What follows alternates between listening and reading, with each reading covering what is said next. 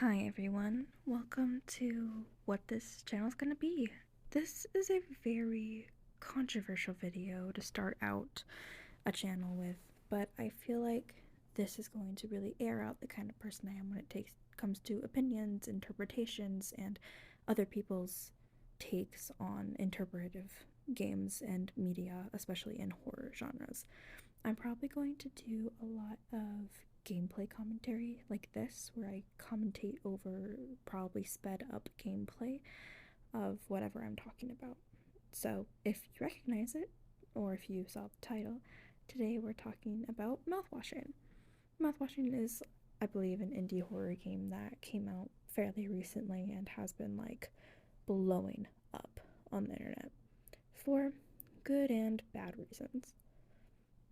What I want to talk about today is the character writing in this game. I think it's absolutely amazing, except for a few key minor details, and some details that the fandom isn't particularly respectful about. Personally, I think that this game is built in a way where it's supposed to make you think about what's going on and what could actually be going on. You don't really know what's happening for sure. It's more of just oh, well, it could be symbolism for this, or that. I don't think there's really a super set key line of events, except for the very important things like the ship crashing, obviously, and like a couple other key details. Which is why I think that this game really, what is considered canon, can depend on whoever's playing it and the way that they see how your character sees everything. Now, if you're familiar with this game and with the community, you know that a very popular interpretation, and to a point where people just pretty much canonize it, is that a character was assaulted. And I can definitely see a lot of reasoning behind that.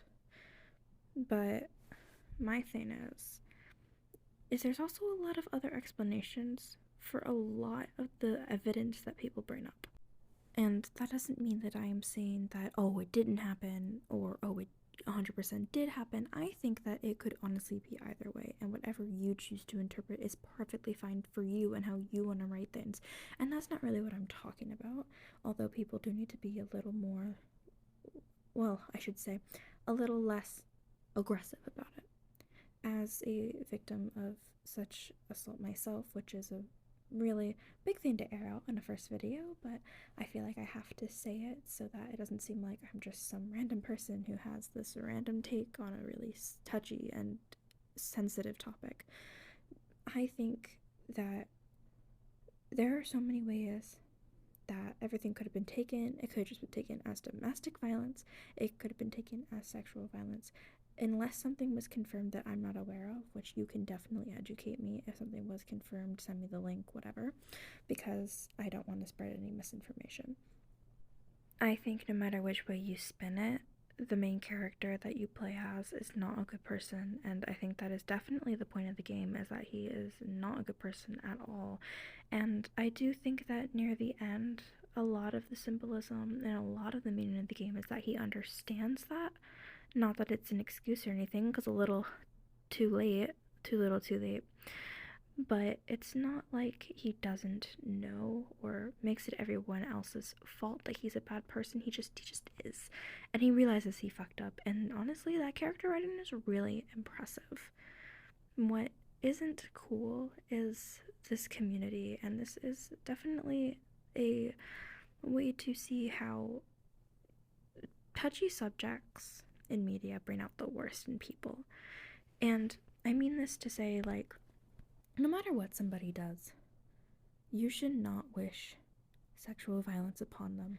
It's not an okay thing to joke about, to write OCs about, to do any of that. I have seen so much content in this community where people make OCs that romanticize that kind of violence and ship their OCs with the character and write it as a SA plot, as a ship.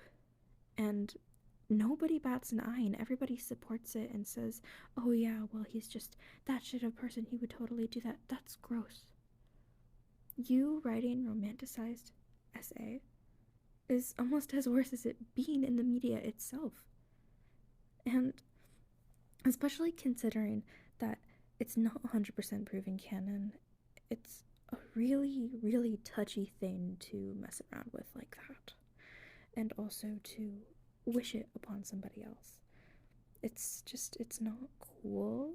It's disturbing, to say the least.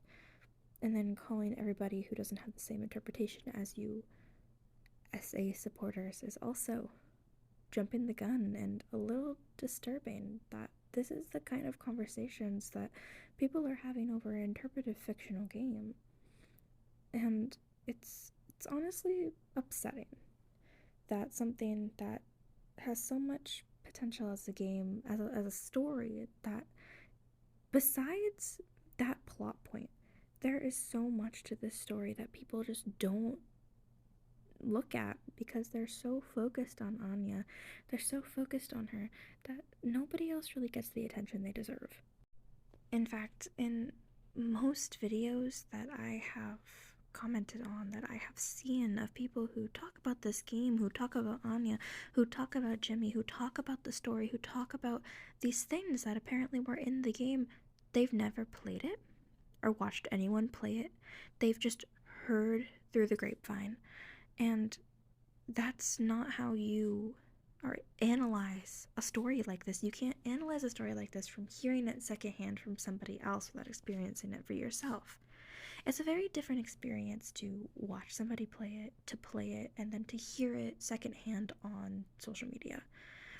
Of course, you're going to be more inclined to see something a certain way when you've already been told that that's what it is by somebody who you just assume knows that because you assume they've played the game or that they've watched somebody do it, and you get into this cycle of just hearing everything through the internet and a lot of things being mischaracterized, a lot of the story points being lost, a lot of things being overlooked, and a lot of things just not being talked about, period. Because this game, it's a very touchy subject game. It's a psych horror, a very, very well written psych horror that honestly is like one of the best ones I've seen in ages. And the story is captivating. The characters are so well written to the point where the character who you're not supposed to root for makes you hate him. And the fact that the fandom hates him so much means that he's such a well written character, but they don't hate him for the reasons that he's written to be hated for. They hate him for things that people mischaracterized and heard through the grapevine, for things that never happened. And I'm not talking about the essay stuff. I'm talking about them taking everything that he says and making it into something about Anya when it's not. Taking a game that is so heavily relying on the entire cast and story as a whole and making every piece of symbolism, every piece of canon about one character, it really diminishes everything else. And I hate to break it to everybody, but Anya is not the sole focus of the game. She's not. She definitely has a big role to play, as does everybody else, but she's not the main character. She's not the character that everything revolves around. Not everything that happens is about her, is relating to her. And it gets to the point where it doesn't even feel like people like the game, they just like Anya. And it's disappointing. It's disappointing how a community can completely dilute a very well thought out story by making everything about just the character they like. And it's not just this game that does that. So many other medias do it too, where you really like this character, so you see everything in the media and just find ways to tie it to the character you like, the character you want to write about, that you want to draw, the character that you want to make headcanons for. And then it just turns into the Anya show, and I love Anya. I really do. I honestly like every character. I don't think there's a character that I don't like. And I love analyzing, I love looking into the mental processes of characters in games like this. And it's a real disappointment when everybody just tends to hyper focus on one character and then mischaracterize everything to fit what they believe about said character and about everybody else. They have this set notion in their head about how they think every character is, so they take everything that happens and they make it to fit the notion that they believe in. And that's a very human trait, of course. Like, everyone does that, everyone has done that. But it really reflects on the community as a whole when there's a game that is really about Curly and Jimmy more so than it is about anybody else.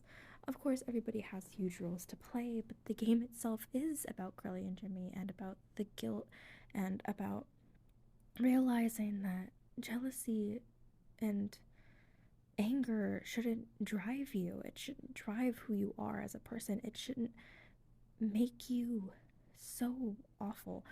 And you shouldn't act with your anger or your jealousy. You should act with grace and with goodness and just the realization that it's too late for him to start over like he wanted to when he boarded that ship.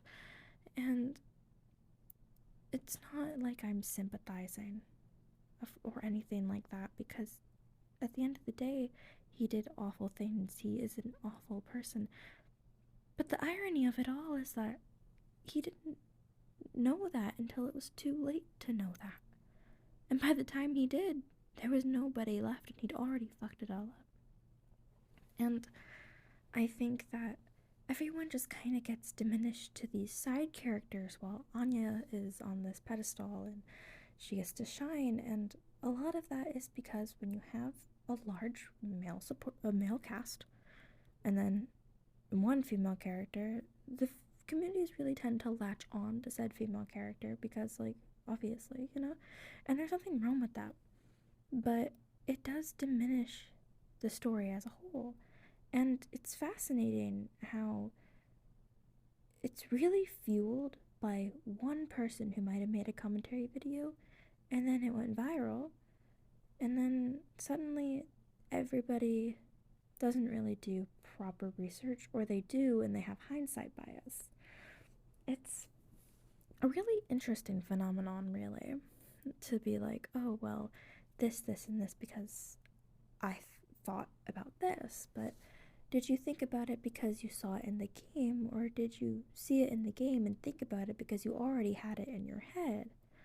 And honestly, I think that works with the game style, but also not everything is about her.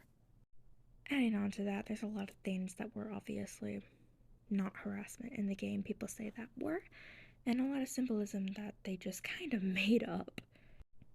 For example, there's this theory going around that Curly, after being injured in the crash, is a symbolism for the unwanted baby that Anya had, whether you think that was from assault or not.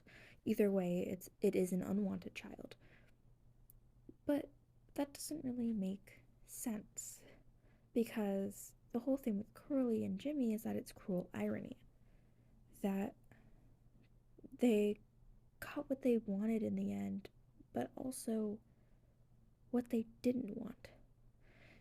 In a weird, kind of ironic sort of way, and in no way did I ever think that Curly was a symbol for an unwanted, unborn child. I think that that's a bit of a stretch. All in all, I think that the story of this game is absolutely incredible. It's really interesting, and each time you watch it, you kind of get something different out of it. But it really does go to show that games like these are hard to have a community for, because communities are hard to keep up in interpretive media because everybody is very strung on their opinions, their interpretations.